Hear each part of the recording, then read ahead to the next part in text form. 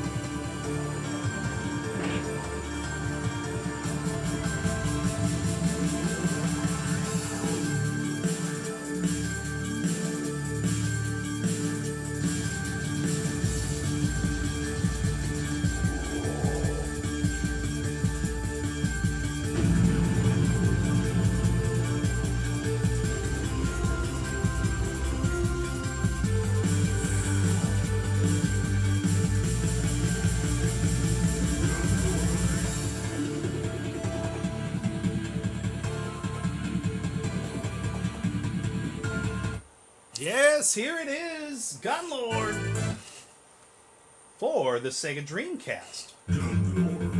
Gunlord. There we go. Those are your controls. You can change them, right? And there's no difficulty select. So let's get into it.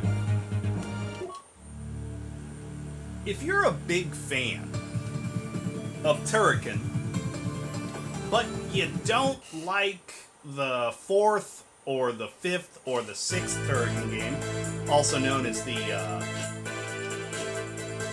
16-bit Turrican games, well, then this one's for you.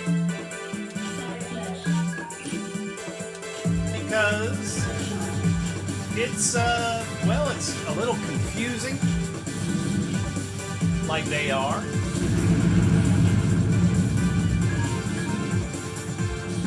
And it's very, very exploratory. You got these hidden platforms that lead you to power-ups, and find yourself shooting enemies that you can't see, right? I find it all a little ambitious. At times, it's far too harsh a penalty is placed on exploring. I mean, these enemies, they're always kind of hidden out of view or at the very edge of the screen. And the jumps are just a little too far, and I don't know. It's not the type of game that I play when I want to relax, that's for sure. Ah, see, that guy, he hit me.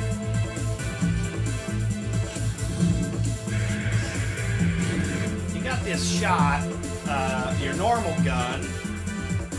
You got this other shot, this wave thing.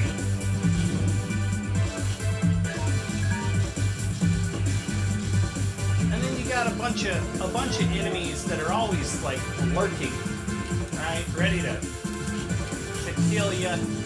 They take multiple shots. You can only take 3 hits before you die. It's all a bit frustrating, to be honest.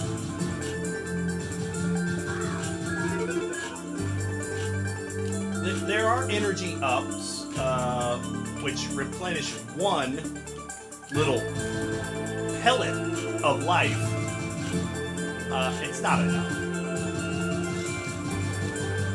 Hey, look at this guy. How many times do I have to hit him? The farther we go, the more you'll see some very, very dangerous. Yeah, see, look at this guy.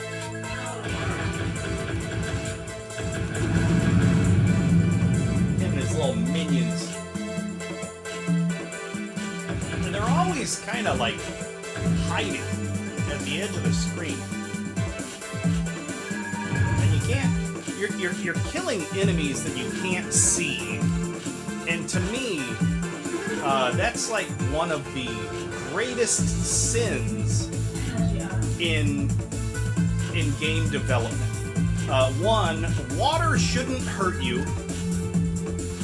Like, dripping water should never hurt you. And you shouldn't be attacking enemies that you can't see, and they shouldn't be able to attack you.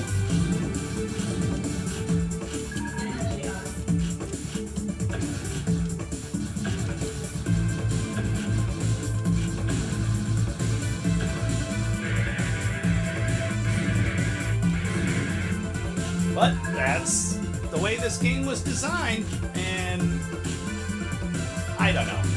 I used to be fairly good at it. I gave it a lot of time.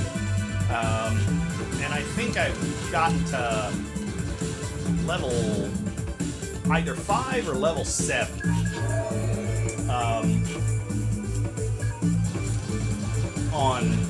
On just one credit, which, you know, that's pretty good.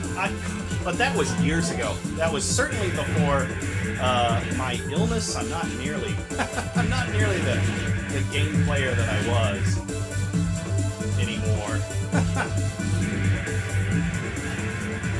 You find yourself kind of toggling between the analog stick, or at least I do, the analog stick and the D-pad. I think the D-pad's probably more reliable. But the analog stick, it's just so prominent on the Dreamcast. What was I on? I don't know. He has this floaty little jump. You see how he kind of lingers with his head bonked up against the rock there, and you need it. You can't get through this game without it. Alright, I'm about to die here. Wait a second. That's where I just was. Yeah, see, and you get very confused. Go down, go down.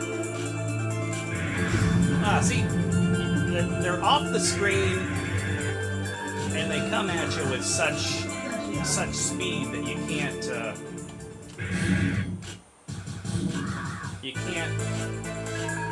react sometimes you're doing this, and you're taking out bad guys that you can't get to.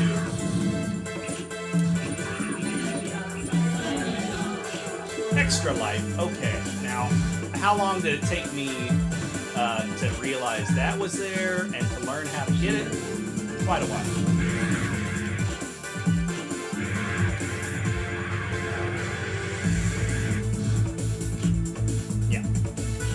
I don't know. It's not a bad game. It's a really solid effort by NG Dev Team. But it's just, man, at times it's like it pays, you pay the penalty for trying to enjoy it.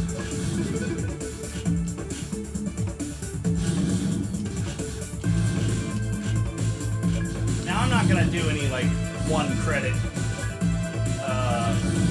mastery here. I'm just gonna try to continue and show you the first two levels.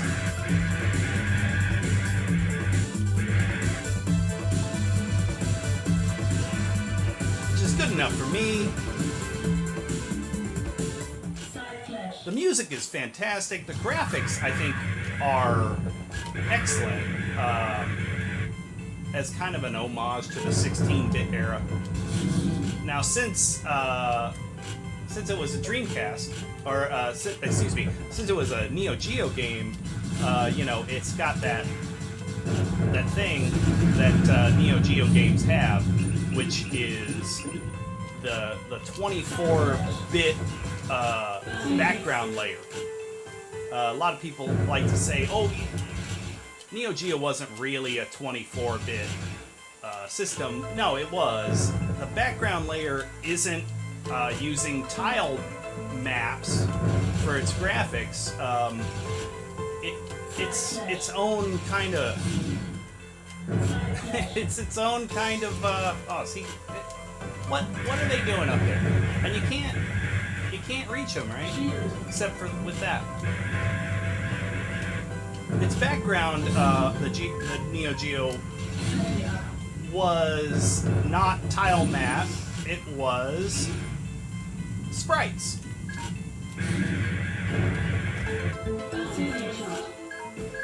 Which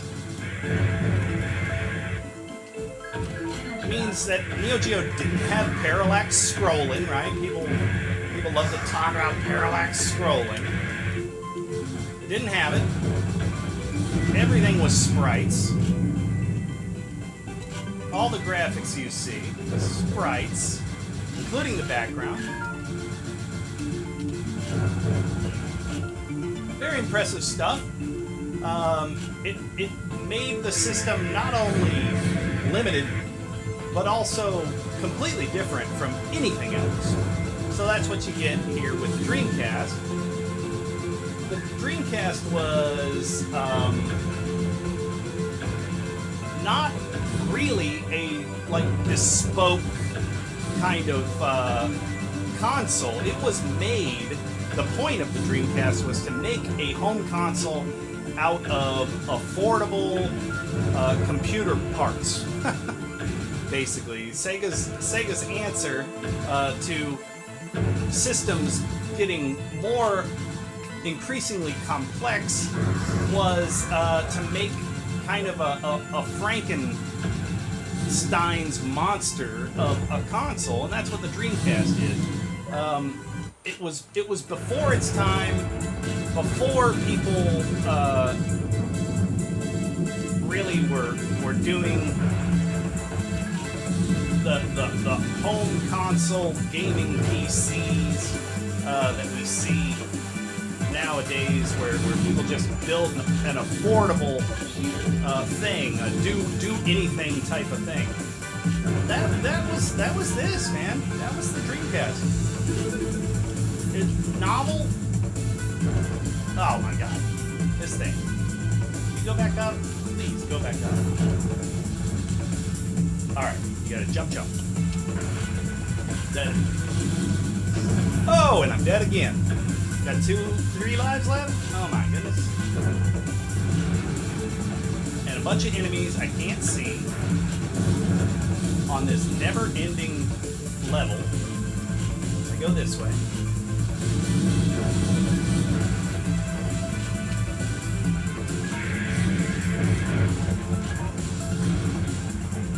Alright.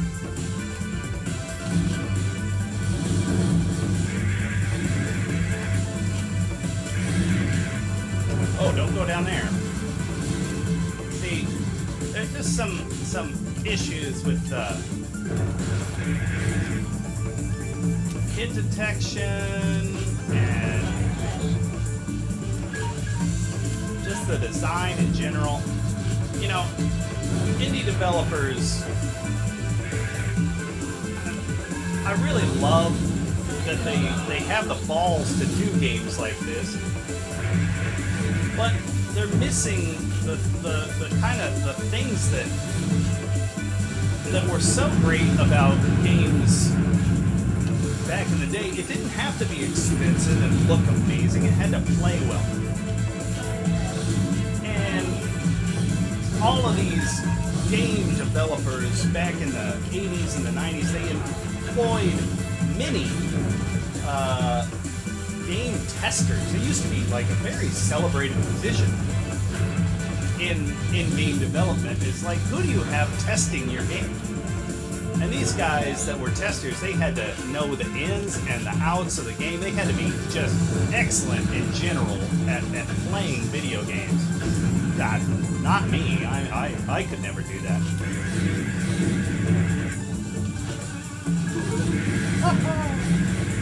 Where are all these guys coming from? Energy up. And see this, oh man, this energy beam, it really wears out in a hurry.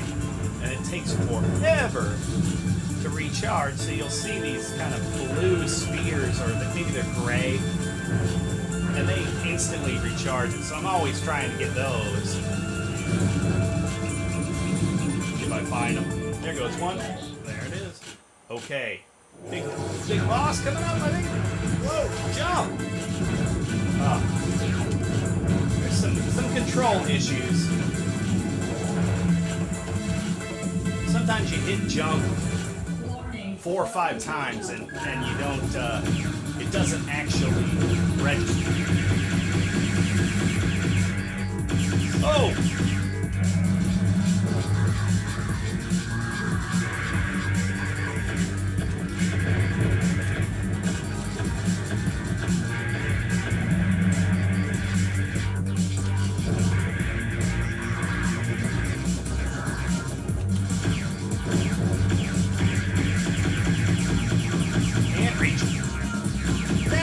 Ah, you fool!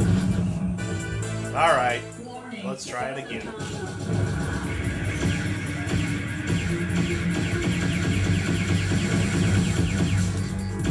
Oh.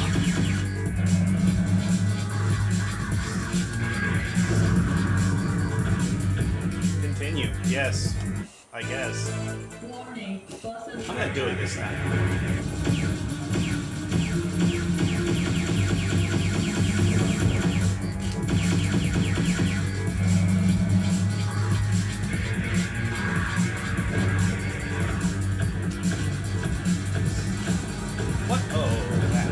That's happening.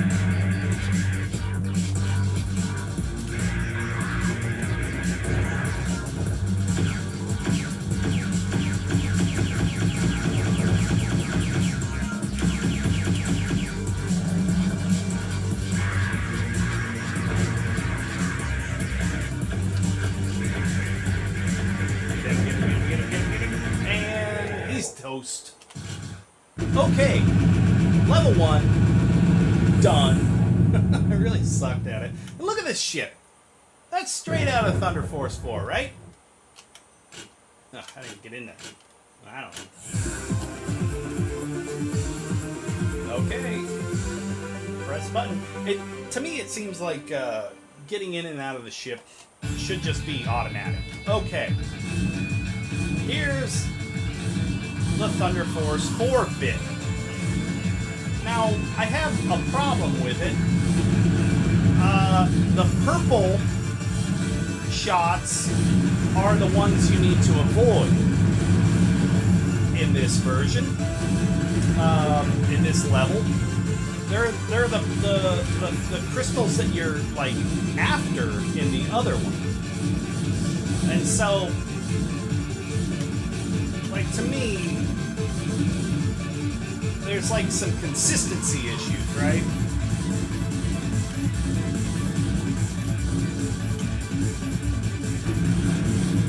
Oh, I got hit again.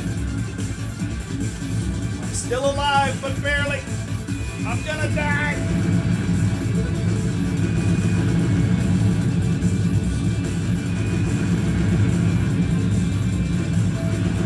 But it's certainly very entertaining, and it looks beautiful, right? I don't think anybody would argue that this doesn't look fantastic.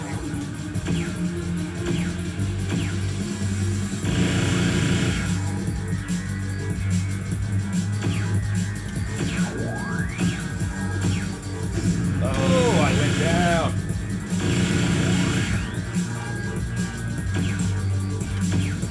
But he's going down, so all good, folks. All good in the hood. Yeah, so what do you think? Gunlord. Maybe it's for you. Maybe it's not. It's not exactly my type of game. You see the timer down there at the bottom. That's an interesting aspect. The score. You get stage complete. You know, I love some parts of this game. I wish it had a way to save after every level. Save my progress. I know that it would take away some of the difficulty, some of the challenge of beating it, but I'm just a casual gamer. I wish there was an easy mode that had a way to save. Now, this is available on the Nintendo Switch, right? And perhaps they've made some what do they call it? Some improvements. The ease of playability might have been improved. Maybe it's got some save functions. I don't know. You're gonna have to check that out. I don't have a Nintendo Switch and I don't want one. But maybe you want Gunlord. It's called Gunlord X on the Switch. So check it out. Anyways, I'm done for now. I'm John. This has been Retro Projections. Thank you so much for watching. I'll see you next time. Bye.